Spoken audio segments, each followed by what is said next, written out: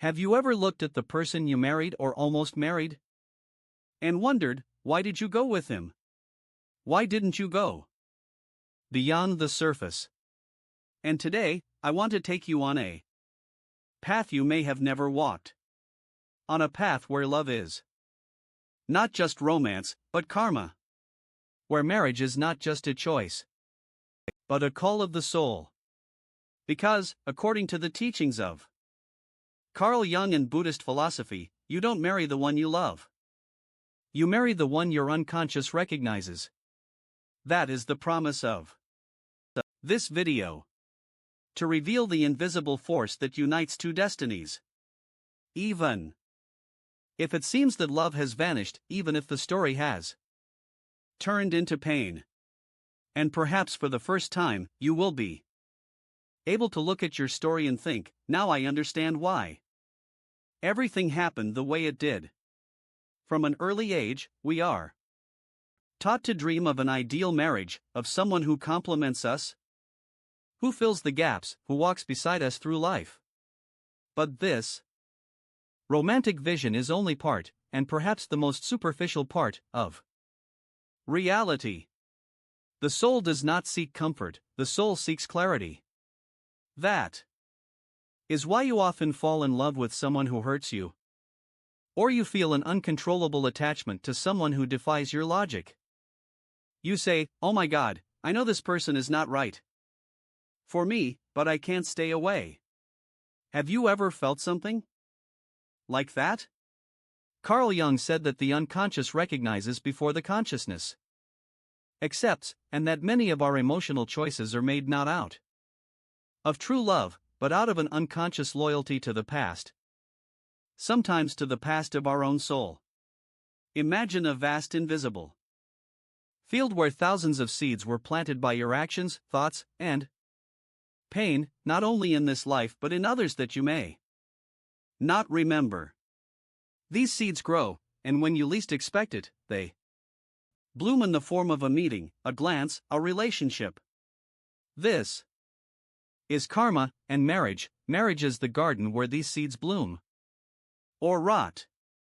That is why for many, marriage is not a paradise. It is a mirror, not an embrace, but a confrontation.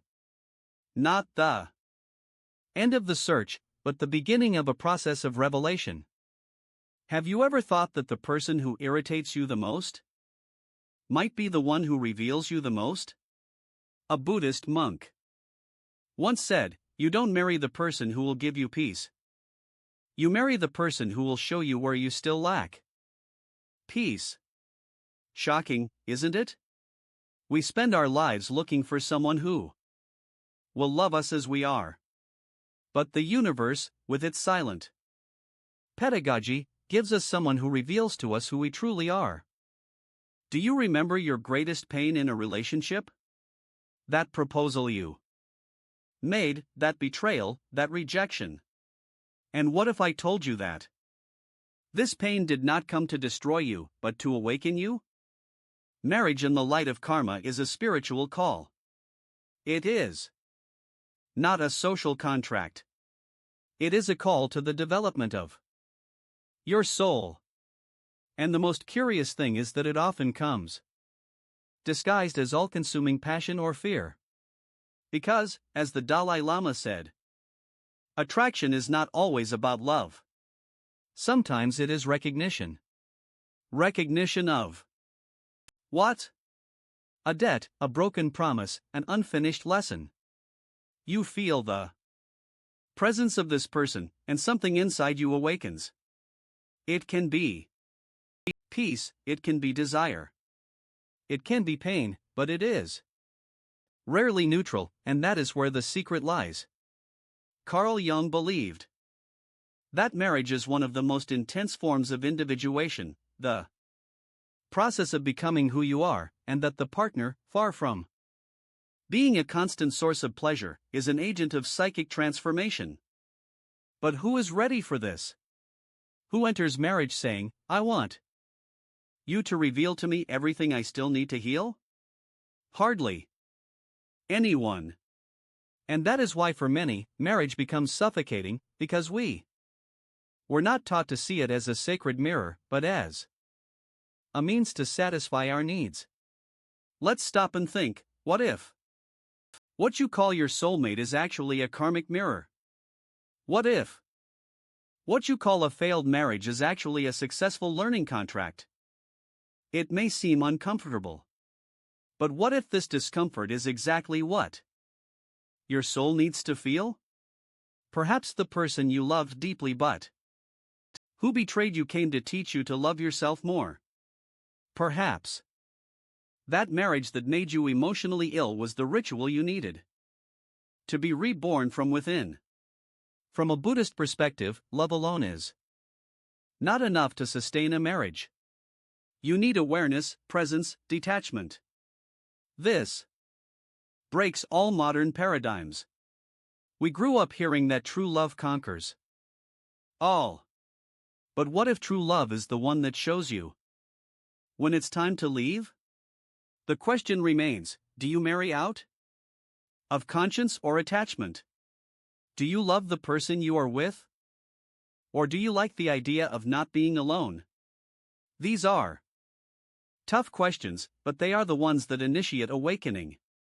Imagine that you are not marrying a person, but everything they carry within them. Their childhood traumas, the fears they have never shared, the wounds they have never healed, and at the same time, they are marrying everything you carry. That is why marriage is a meeting of two souls, but also a collision of two unconscious minds. And Jung warns us, what you do not realize controls you, and you call it fate. How many times have you called cruel fate what was actually the work of your own unconscious? Today I invite you to reconsider your view of marriage, to let go of idealizations and start seeing with the eyes of your soul. You no longer need to repeat the same cycles. You no longer need to love in fear. You no longer need to carry the old guilt disguised as true love. Liberation begins with truth. But now that you have begun to see marriage in a new light, another question arises. If I unconsciously chose the one who made me suffer, can I consciously choose the one who will make me grow? In the next part, we will explore the role of the mirror. How the person you call the love of your life may actually be the most uncomfortable mirror in your soul. And how to see in this not a tragedy, but a path to healing? Meanwhile, reflect, did you marry for love or resonance? Have you ever felt that you were living the same relationship with different people? As if the scenery, names, faces, dates changed, but deep down you observed the same emotional script repeating. Perhaps you loved someone who was absent. Years later, you fell for someone else equally absent. Or perhaps you always ended relationships feeling that you gave too much of yourself and that the other person never saw you fully. This is not bad luck, it is not a coincidence. And it is certainly not a personal curse, it is a pattern, and patterns in the unconscious are bright signs that something within you is still calling for healing. Carl Jung said, what you reject in yourself will manifest in your life as fate. And when we talk about marriage, this truth becomes even more relevant, because marriage is a mirror in which the unconscious clearly sees itself, sometimes for the first time. You think you are marrying a person, but in reality, you are marrying the mirror they carry within them. A few months ago, a 60-year-old woman named Clara wrote to me. In her message, she wrote, I spent 25 years married to a man who never complimented me. He never looked me in the eye the way I dreamed. He never made me feel beautiful. At first, I suffered, I rebelled, then I resigned myself to it until I realized he never did anything to me that I hadn't already done to myself. She told me that since she was 13, she had hated her body. She heard her mother say that she was boring, without charm, and she believed it. She spent her life looking for beauty in the eyes of others that she never saw in the mirror. And then she wrote something that struck me. The pain that he didn't see me. The pain was in realizing that I had never seen myself either. That's the whole point. The pain you feel in relationships does not start with the other person. It starts earlier, long before, sometimes in childhood, sometimes in another life. But another person comes along and touches that point with surgical precision. And we call it pain. Abandonment, lack of love. But what if it's just an invitation to look at what is wounded? A man named Mora, 58, told me that he was married to a woman who constantly criticized him. Everything about him was a target. His posture, his way of speaking, his clothes, even the way he breathed. I felt diminished, he said. As if I was never good enough. A few years later, he got divorced, he met another woman. And you know what? It all started again. A different woman, the same. Remembered my childhood. My father used to say every week, "You're a." Trying to prove that I was enough, but inside I still believed that I wasn't. And then he ended with words that were transforming. For him. I realized that my ex-wife wasn't my enemy. She was just the voice of my father that I could never silence. Now you understand, you don't attract bad people, you attract unresolved patterns. And marriage, no matter how painful it seems, is a chance to look at it from above. Of course, it hurts, but what if this pain is the price of realization? What if the other person is just showing you what you are still hiding from yourself? Carl Jung said that the other person is a mirror. And the more distorted your self-image is, the more distorted the image you will see in marriage. Many believe that a relationship is the cure for loneliness, but few understand that it actually exposes layers of loneliness you didn't even know existed. That's why so many people feel lonelier in marriage than outside of it, because what was built there was not a space for healing, but a stage for repeating unconscious patterns. At the age of 42, Letitia decided to separate. She said she had never felt as lonely as she had in the last 10 years of her marriage. But she also said that the decision to leave was the hardest of her life. I felt like I was breaking a sacred vow, she wrote. But then she added, and then I realized that the most sacred vow I had broken was with myself. She had promised herself that she would never abandon herself again. And she did it every day, trying to please a person who never saw her value. The marriage was not in vain. It was there that she saw herself for the first time. And it was there that the courage to choose herself was born. Have you ever thought that the pain you feel towards your partner is not about them, but about you? Could it be that the jealousy that consumes you is a request from your inner child for security? Is the constant need for approval an echo of your lonely teenage years? Could it be that the other person's coldness is not just a manifestation of the distance you have created towards yourself? We often blame the other person, but the other person is just a messenger. The message is yours. So, how do we break this cycle? How do we turn marriage from a mirror of pain into a mirror of liberation? The first step is to recognize that pain has a function. It does not come to destroy.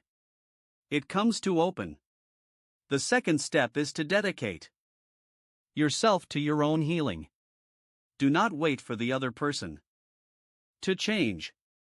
Do not demand that they understand you. But ask yourself, what is this pain trying to show me about myself? This is a deep process and often a lonely one, because it requires silence. It requires the courage to face what you have always tried to hide. And most importantly, it requires a new kind of discipline. The discipline of awareness. That is why the ebook The Jung Method was born. 5 minutes a day for inner peace and mental clarity. Not as another beautiful theory, but as a practical, intimate, and deep guide. For those who want to break free from repetition and start living with presence.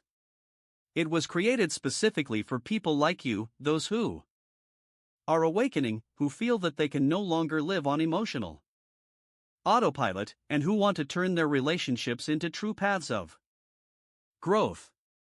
If you felt that this video touched something inside you, the link to the ebook is in the attached comment. It may be your next step. But now a question arises that opens a new door. And what if marriage is not pain, but duty? What if the person you live with seems to have nothing to do with you, but you still can't leave? In the next episode, we will explore this other side of karma. Marriages that are born out of guilt, devotion, and silent gratitude, and that even without love, bind you with a knot that only the soul recognizes. See you there. Have you ever wondered why you stayed so long in relationships that drained you, even after nights of crying in silence, broken promises, and clear signs that it wasn't right for you? Something inside you said, stay a little longer. And that little longer turned into years, and those years turned into a whole life. Why do we do this? Is it fear, attachment, or is there something deeper, something invisible, ancient, and silent that keeps us tied to stories that no longer belong to us? Carl Jung reminds us that the soul has memories that are not accessible to the mind. And often what we call love is actually an energetic bond between two stories that intersected long before the first kiss. Think about it. What if you are with this person not by your will, but out of loyalty to something you don't even remember promising?